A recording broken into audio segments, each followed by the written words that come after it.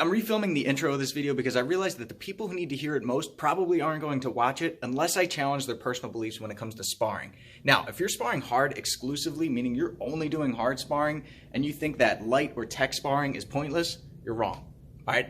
The point of this video is for your safety and your partner's safety, and just for the sake of the sport. So let's talk about why sparring hard only is a bad thing and why you should be doing other types of tech and light sparring. Take a look. Hey, what's going on, guys? Shane here. Today we're talking about a very serious topic, one that's widely misunderstood. Talking about hard sparring today. Now, I've read comments online where people will say things like, sparring light is pointless. I've read other ones that say, there's nothing wrong with hard sparring. Now, I strongly disagree with both of those statements, and I'm going to use this video to explain why. Now, yes, there is a time and a place for hard sparring. I'll save that for the end of this video. But if you're not familiar with CTE, it's caused by repetitive trauma to the head. So getting punched in the head, football players get it, BMX and skateboarders get it from constantly being jolted against the ground. So people who constantly smack their head against things or have things smacking against their head suffer from this disease. And the symptoms are extremely severe and should not be taken lightly. So according to Boston University, it says the symptoms include memory loss, confusion, impaired judgment, impulse control problems, aggression, depression, anxiety, suicidal tendencies, Parkinson's, and eventually progressive dementia. And it goes on to say, these symptoms often begin years or even decades after the last brain trauma or end of active athletic involvement. Think about that. So you can have your last sparring session, your last fight, your last game, and feel fine, and then years later or a decade later, start to develop these symptoms. That's scary stuff, right? And these findings are brand new. This is within the past 20 years. We still don't know everything there is to know about CTE. But what they do know is getting hit in the head causes it. And if you watch any of the interviews with Gary Goodridge, Max Holloway, Robbie Lawler, Spencer Fisher, they've gone on record saying how severe this stuff is. They've spoken out about this, and most of them talk about how they think it's from the hard sparring, not even from the competition. Of course, that adds up, that adds to it, but when you're fighting in a fight that's 15 minutes long or 25 minutes long, that's different than when you're sparring for a half hour to an hour, 3 days a week for years at a time. That's what really adds up. So if you're sparring hard exclusively, watch the rest of this video. I'm going to give you guys 3 alternatives that are going to build your skills much more effectively and in a much safer way. Let's take a look. All right, first alternative to hard sparring is shoulders and knees. Think slap boxing, right? When you used to slap box with your friends, but instead of slapping them in the face, you can only touch the shoulders if you're boxing. If you're working MMA, you can touch the knees as well. Just be careful of the headbutts, all right? But this is a great drill for developing your timing, your rhythm, right? Defensive maneuvers, right? Like blocking, like, you ain't touching these shoulders, right? You can see there's some shoulder and head movement now. Start touching the knees now. You're working drop steps. You're working sprawl movements. Great for defending against those takedowns. You're cutting angles, and you're capitalizing on them. Awesome drill, and there's no trauma to the head. Now, if you're a hater and you're like, nah, that's unrealistic. I'm not going to be touching people with my fingertips. It's going to create a lot of really good habits, I promise. But if you want to be throwing punches, I hear what you're saying. Let's take a look at drill number 2. Hard sparring alternative drill number 2, flow drills. Flow drills are predetermined combos where you're going back and forth with your partner. Let's say the combo is jab, cross, hook, low kick. I go, you defend. Then you go, and I defend against that same exact combo.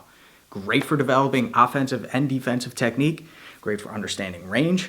And it's great for overall control, precision, and energy conservation. Understanding your levels of energy and adjusting accordingly, right? If you're only sparring hard, I bet you can last 2, maybe 3 rounds and then you're gassed out, right? How'd I know that? Because if you start off going hard at 100%, you're only going to go down, boom, then you get tired, right? You need to understand how to change your levels of power. You can't always throw at 100%. You're going to get tired. You're going to get exhausted. You're going to get that lactic acid buildup. So instead, you need to know how to throw with 100% speed, but low power. Pepper them, flicker jabs, move around. And that's where the flow drills come in, right? And if you're like, nah, flow drills aren't hard enough for me, I can't get tired from them, then do some sprints in between them. Do some sprints beforehand. Do some burpees after, in between rounds. Make yourself tired, then do them. And then make sure your technique and your control and your defensive precision is on point. Make sure your balance is there, all right? That's going to get you fight ready. Still not realistic enough? Let's take a look at number 3. All right, alternative drill number 3, isolated sparring. Now, before we talk about isolated sparring, even if you thought the previous 2 drills were unrealistic, try them anyway. Because if you belong to a gym where everyone's sparring hard all the time, or you're the coach of that gym and you can't settle your fighters down, Start off with drill number 1 where you're touching shoulders and knees, then do your flow drills, then you go into isolated sparring. All right, so what is isolated sparring? Isolated sparring is the difference of giving someone a guitar and saying, all right, play Van Halen's Pretty Woman, and then just, or you isolate it to the different chords, the finger positions, the timing, you teach them step by step. So isolated sparring is I can only use certain attacks or I can't use certain attacks. For example, let's say we start off isolated sparring, jabs only. I can only throw jabs. I can't throw hooks. I can't throw uppercuts. I can't throw kicks. I can't throw knees. I can't throw the right hand. So now we're going back and forth. We can only jab. I can double it up. I can feint. I can catch and counter, but I can't throw the right hand. I can't loop around with a hook. I can't throw the uppercut. Then you start adding on more to it. So let's go jabs to the head and jabs to the body. So now we got jab high and low, low, fake high. Now you're really starting to teach your fighters, or you yourself are learning to incorporate feints and level changes. Then from there, let's say we add on low kicks. So I got jabs to the head, low kick. I could do inside low kicks. I can jab to the body and then fake and then finish with the low kick. Then from there, we can add on body kicks. Now I got teeps. Maybe you can throw knees, long knees. I can throw roundhouses to the body. I can finish with that low kick. I still got jabs to the head, jabs to the body. Then it can be any lead punch. Okay, so now I can go hook, low kick, hook, jab, uppercut, rear knee, jab, jab, jab, low kick.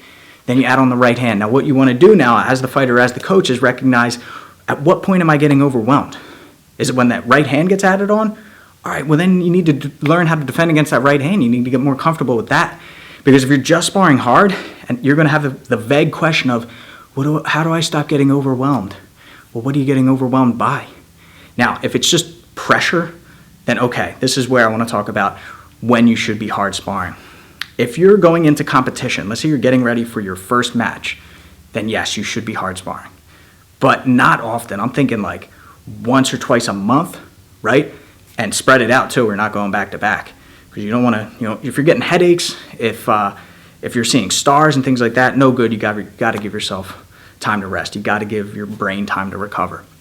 But yeah, you need to be able to understand and deal with that pressure and stress inoculation, tunnel vision, right? The urge to cower, close your eyes, and look away when someone's running at you with shots. If you don't do that in sparring, in training, then you're going to be in really bad shape when someone does that to you in a fight. That's the first time you've ever felt that. So yes, you do have to have that pressure, that scary, hard sparring match. And matches, this is going to be throughout the beginning of your career. Before your first fight, going into your second fight, your third amateur fight, your fourth. There are going to be times where you have to hard spar. Again, it should be 1 time, 2 times a month, I think would be max, maybe 3. All right, depending on how much damage you take, and you got to be honest with yourself. You got to be honest with your coaches. All right, but I mean, like I said, Max Holloway now says he doesn't spar hard anymore. So once you get to the higher level, you don't have to. You know how to keep your emotions in check. You know how to stay calm when punches start flying, when someone bum rushes you with shots.